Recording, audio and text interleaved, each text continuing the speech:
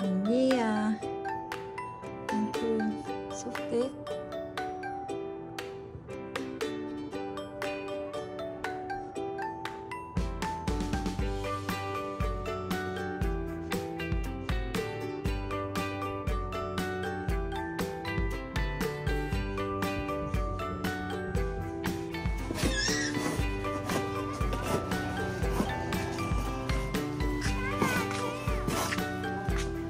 Bella, go in the middle. Just walk inside.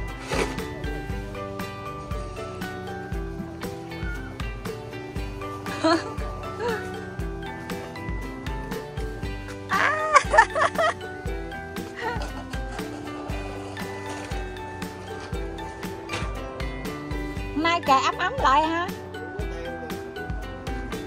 Ủa sao vậy?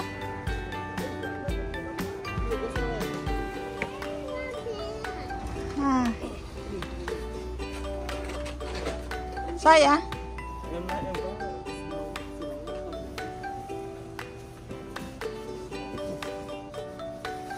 Kéo cái quần em xuống. Có ngày một mà tiếc quá chừng.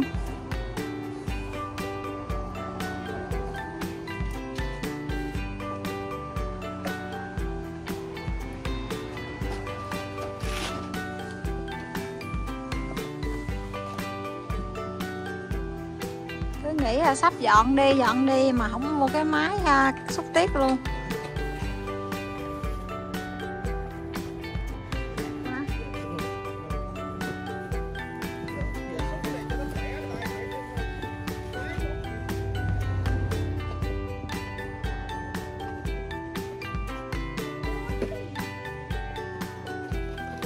Cái này là xe không có chạy vô được luôn á.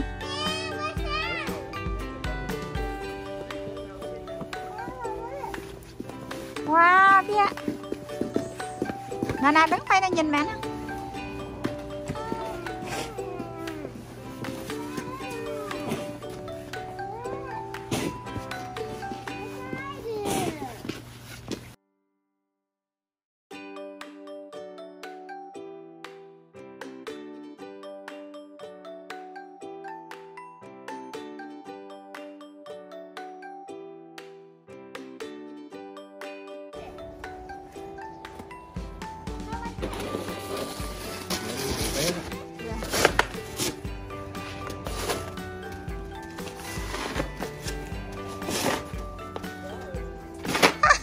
Mau ăn tí trên mặt đi.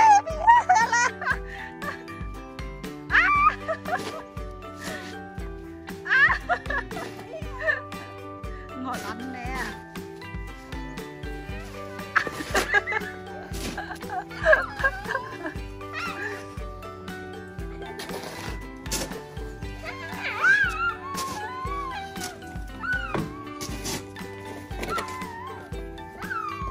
Thank you, Lord, for the beautiful snow.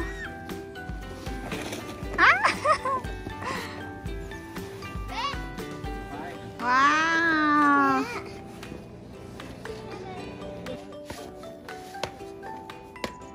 Cởi áo em ra đi, mang găng tay vô trước rồi mới bận cắt kịch vô.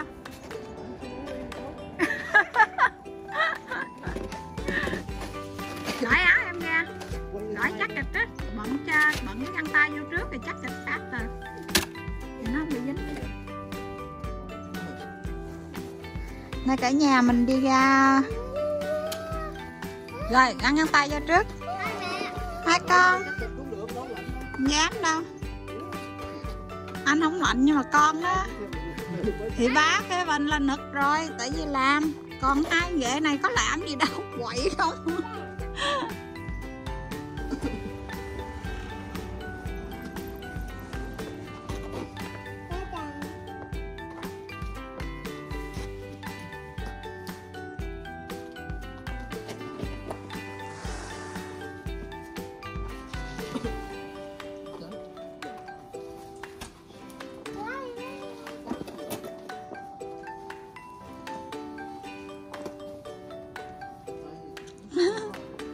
Đây là cảnh Alaska tháng 3 nè, đầu tuần của tháng 3.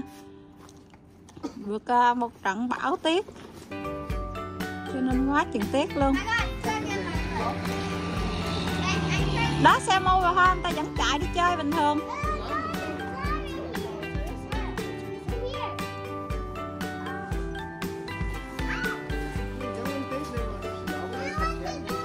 Hả?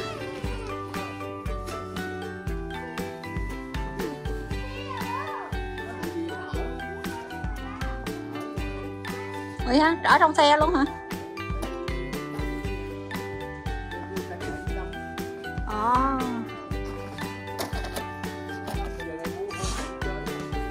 Cảnh đẹp ghê chưa? Cái xe ngồi hôm thấy tiếc không? Nó thấy tiếc khúc luôn, nửa bánh xe luôn.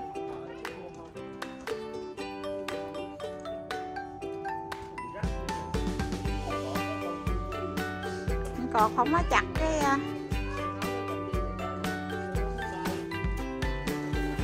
ở trên mấy nhành cây đó tiếc đẹp quá.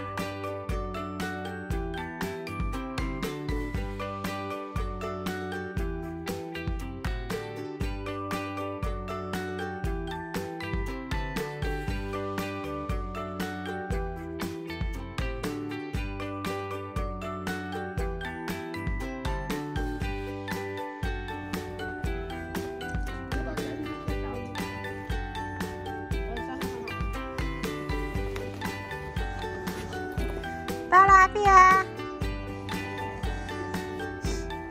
Ở đây tới mùa năm sau là ba với theo mình với bà không biết chơi.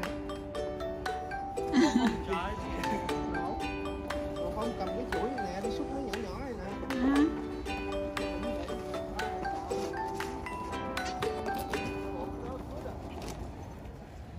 Chín thơm rồi.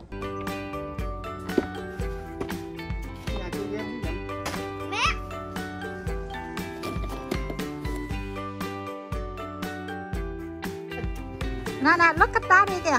No, inside here. Inside there. Nó tưởng inside là vô nhà. Look at the sky. See how the sky.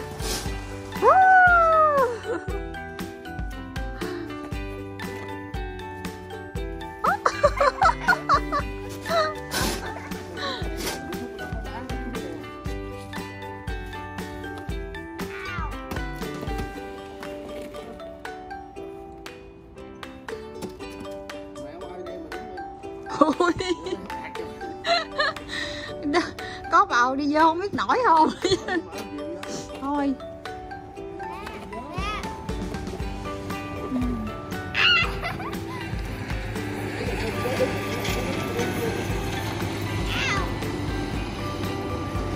nó xe cào tiết ở bên đó đó, nó xe cào tiết á, nó xe cào tiết ngoài đường á.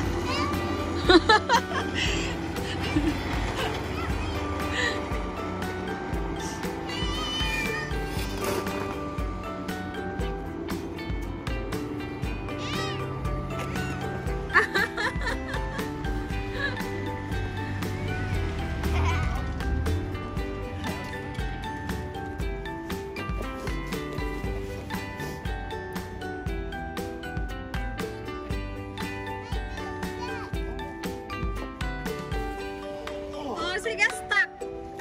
Rất chiếc dài rồi.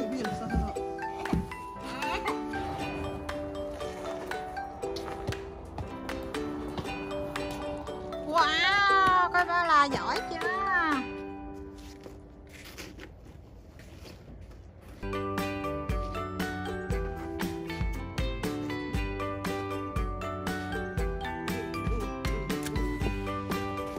Wow, có ba là kìa.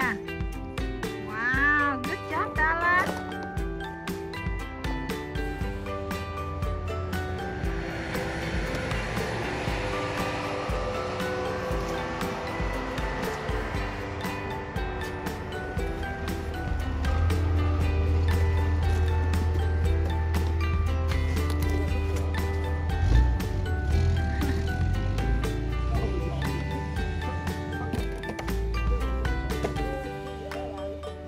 Chẳng lẽ là mẹ tính đi gì đó, đi Walmart mua cái đồ mà chơi giống như chơi cát vậy đó để cho mấy em chơi tiếp. Ngày mai mua Hay là hỏi mua cho mấy anh chơi?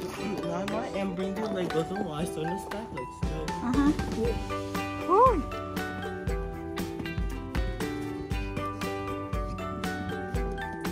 Rồi bị lúng.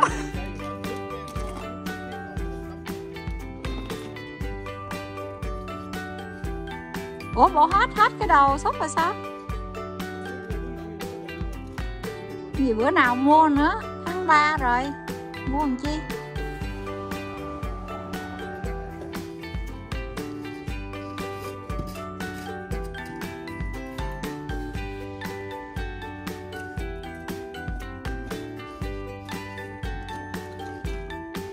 The snow.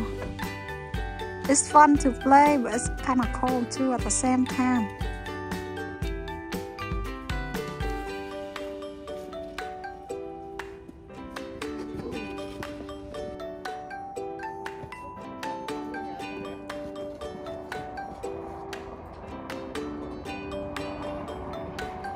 Sáng được tô cháo thập cẩm với ly cà phê với chén chè thân rồi.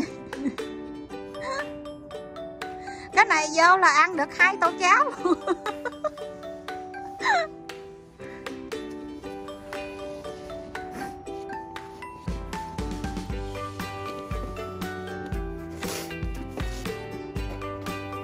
Wow, tối nay về là ê ẩm. Tối nay vô nhà mẹ ơi con nhức tay nhức chân.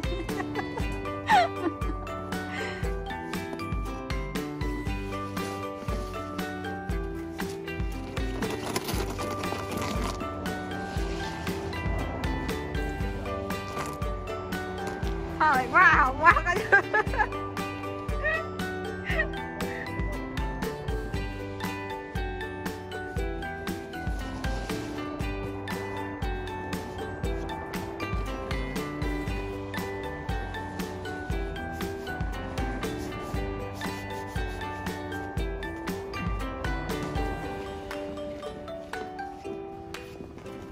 Ôi.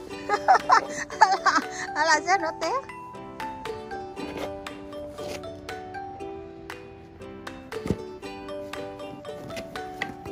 Rồi, đưa cho mẹ. Ok, đi qua cơm.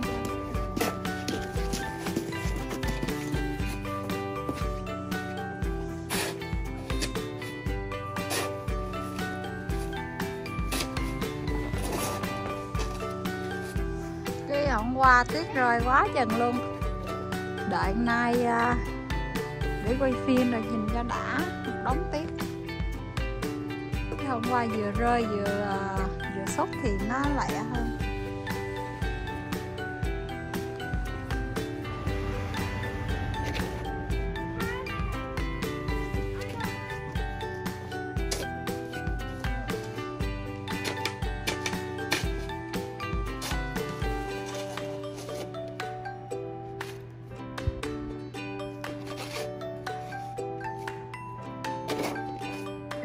Rồi, leo lên đây mất công đây tình nó bị lún nữa.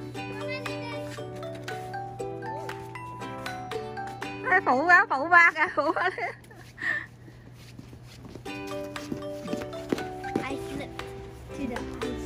Vậy hả?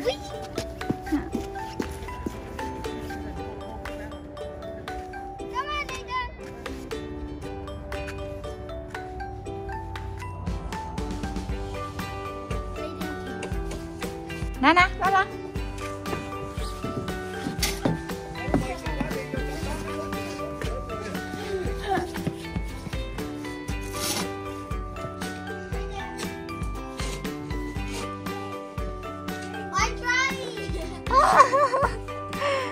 Look at chị ra là look at chị.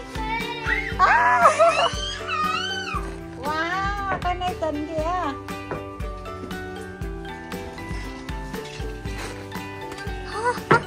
Nó không có quăng vô mẹ được tại vì mẹ có kiều lạnh á. Mẹ lạnh kiều lạnh.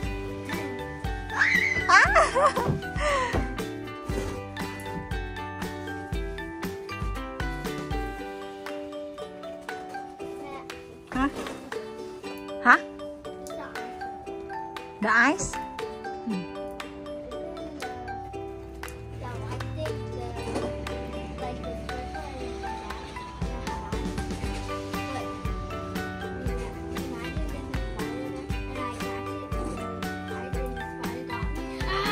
Cái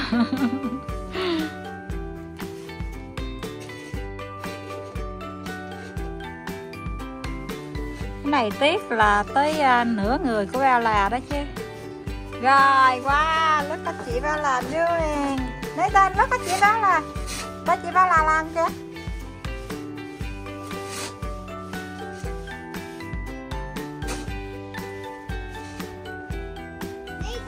Wow, chị Bella làm đẹp quá.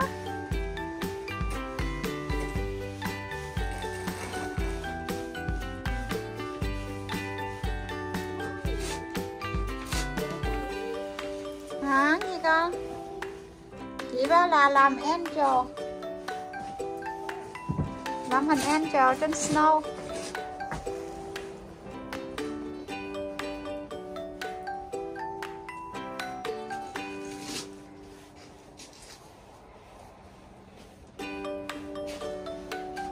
Con cần hát không Nathan? You need help? No, nó dạ không. Rồi.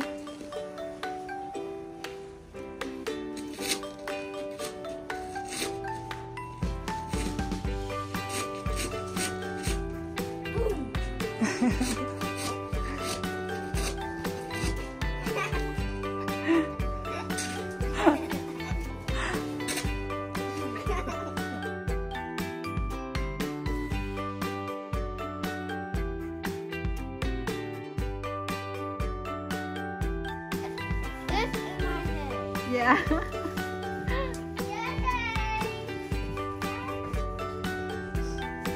Rồi, cái snow sculpture nó mất tiêu rồi. Gì con?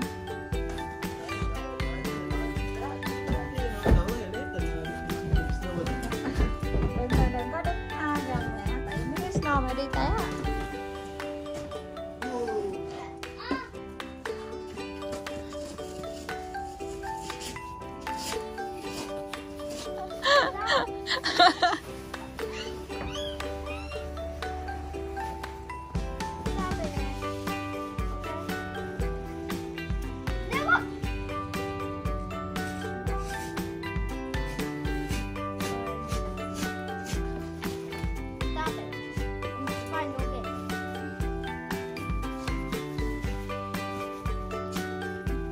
Nathan, nói dạ mẹ.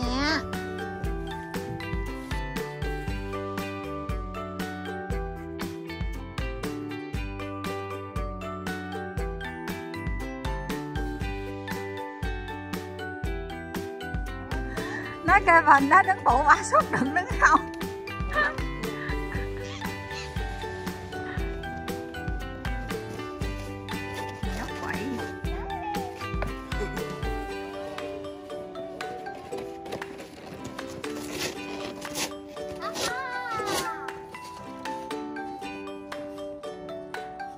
Kiểu ra đây nó phụ mà ra đây nó lấy tuyết nó chọi anh Kevin nó, rồi nó chọi ba, nó chọi chị, chọi tùm lum hết. Cái này chắc không trả tiền công đâu nha. Làm nó trả tiền công chứ không là không trả tiền công á.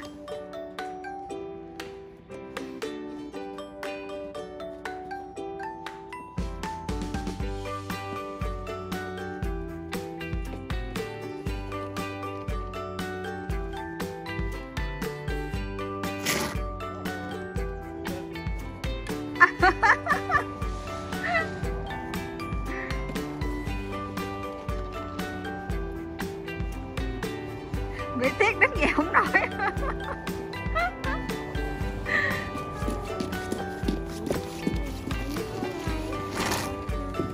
Không muốn kéo lên hả? Đi. Không có giỏi. Không có chi đâu.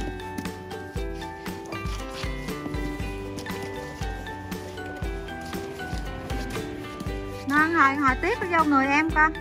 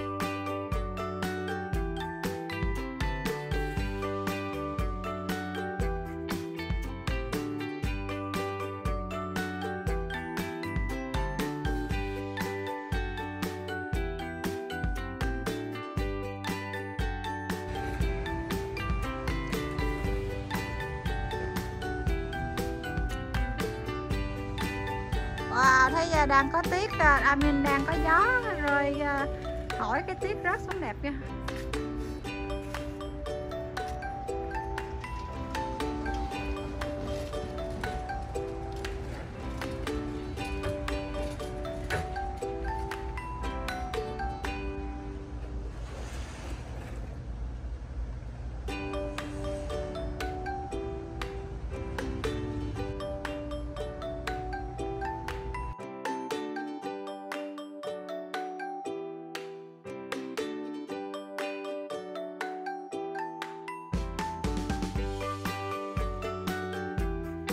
Dạ phụ ba cạo lấy lên. Ba làm múc đằng kia luôn rồi, cái mình mới có hát quê. Nghe con.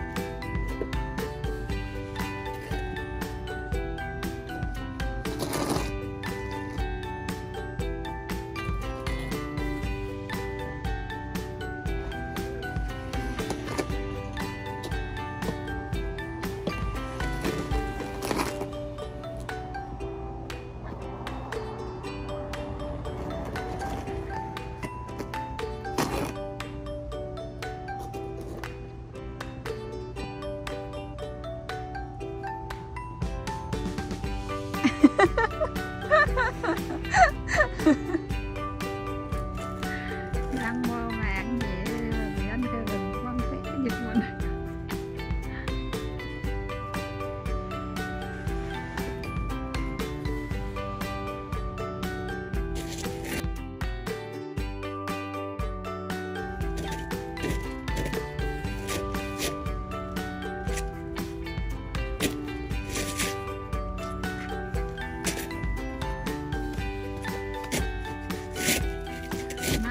Ra là người không chịu ra chơi tiếp nè, bây giờ ngồi chơi lâu hơn mấy đứa kia.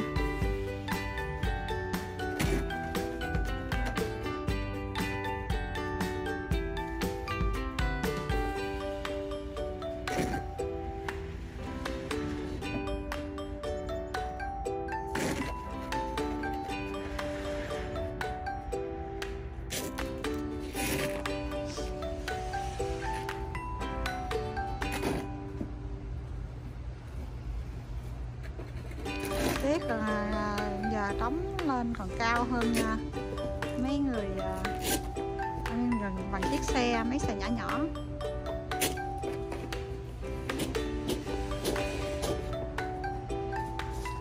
Cái năm nào cũng nói năm sau dọn đi, không mua cái máy xe cào tiếp. Tới giờ lần quần cũng ở đây cũng hơn thêm chục năm.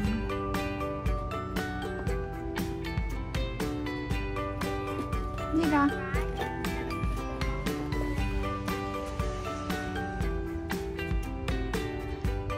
Ba là giỏi ra ngoài đây chơi khỏe, không khí khỏe hơn ngồi chơi phone chơi game.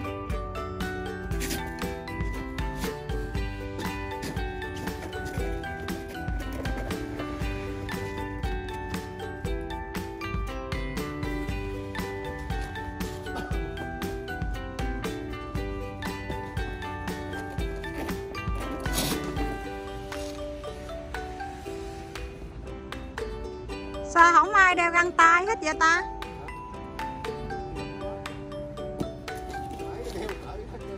Nhưng mà đeo nó đỡ đau hơn, chứ không phải là nực.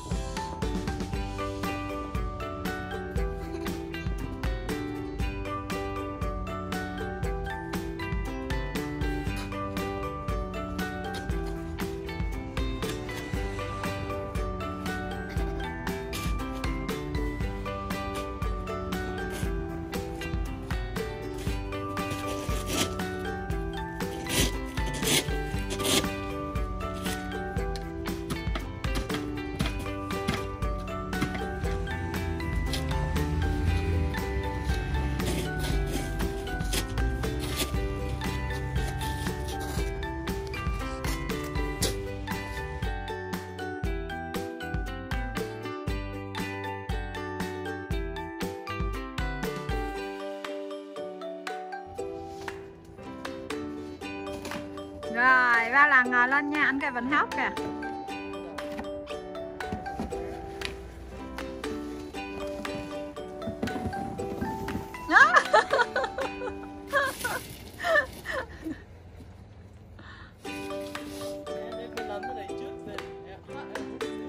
Thì đó.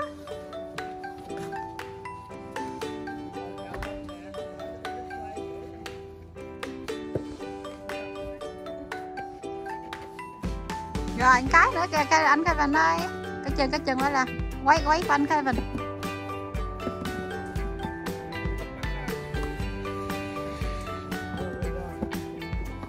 Yeah, giỏi. Ôi, ôi, ôi. Wow, that là have so much fun, see?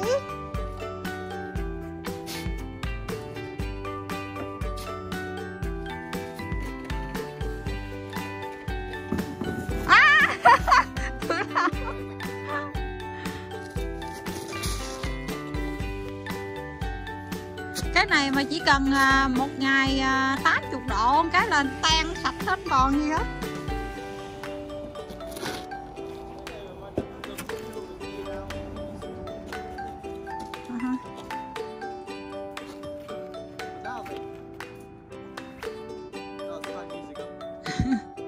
Thì cũng gần ở đây nè, mà tại vì mà có bầu không đi.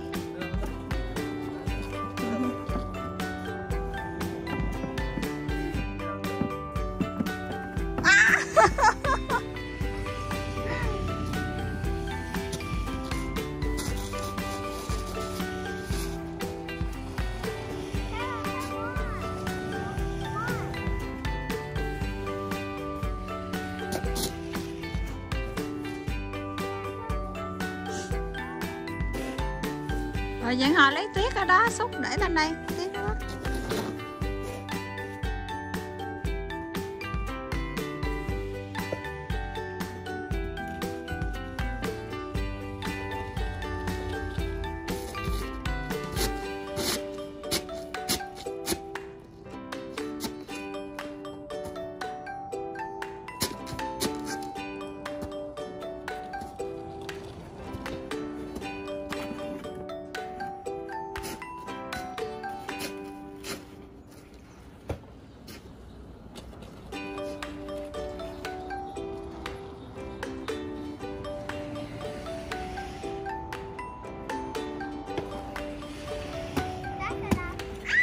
Rồi, đó là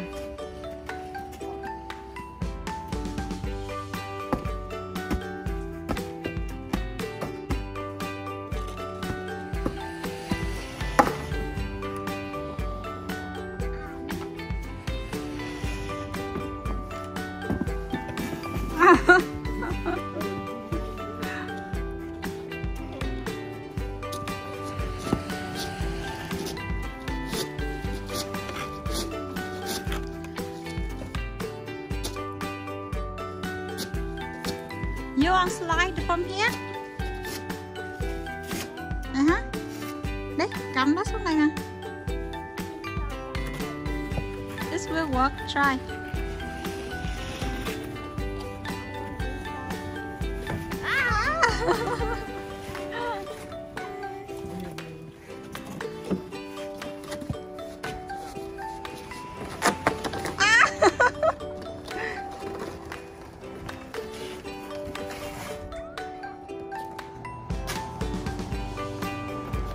Now get the middle nè con. The middle nó better.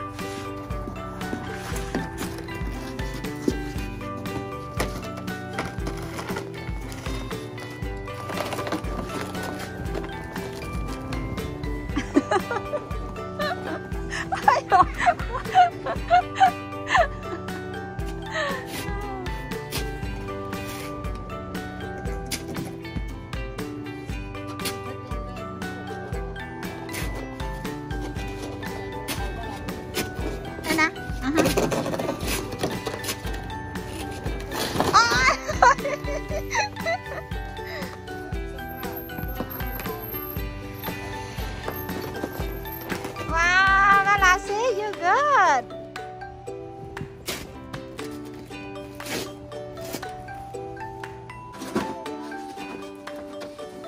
Rồi, sit on it. Rồi.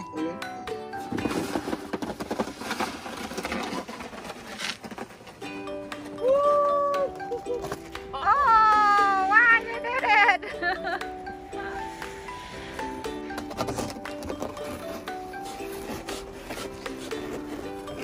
We played the snow in front of the house in the driveway.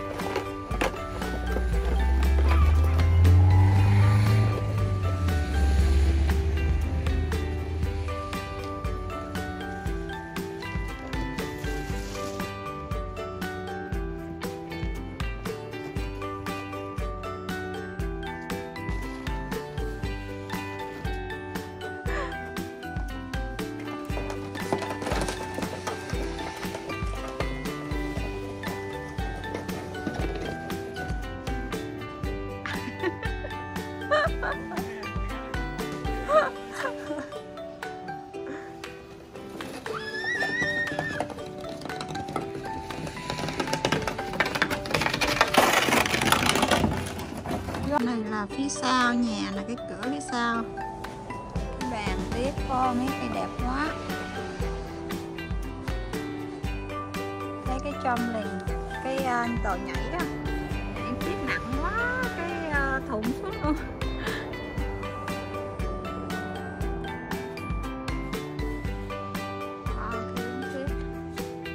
Mấy xích đu rồi đầy hết trơn.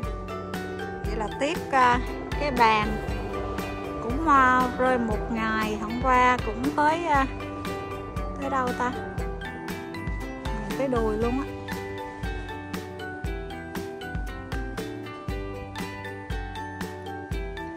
Này cây táo thường mình hay đứng chụp hình để hàng tháng có bầu của Gabriel làm, mà giờ đâu đi ra được đâu. Rồi để kêu chồng sốt tiết ngay chỗ này cũng thôi, đứng chụp hình.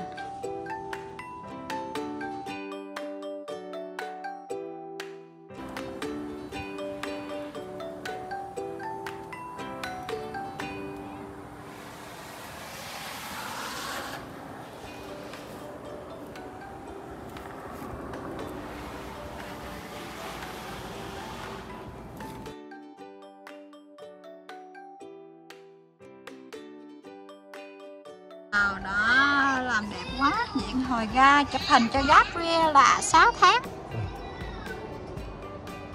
Vậy được hả? Dạ, thank you. Okay. Vô lạnh.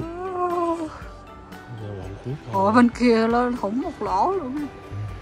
Nặng á. Cái này cái thủng một lỗ rồi. Rồi rốt cuộc cũng cào tiết xong hôm nay. Thấy tiết không? Qua một đêm mà quá chừng luôn. Mình chúc các bạn một ngày vui vẻ nha. Cảm ơn các bạn đã theo dõi kênh Huỳnh Family Channel của mình. Cảm ơn các bạn đã subscribe and share và chia sẻ.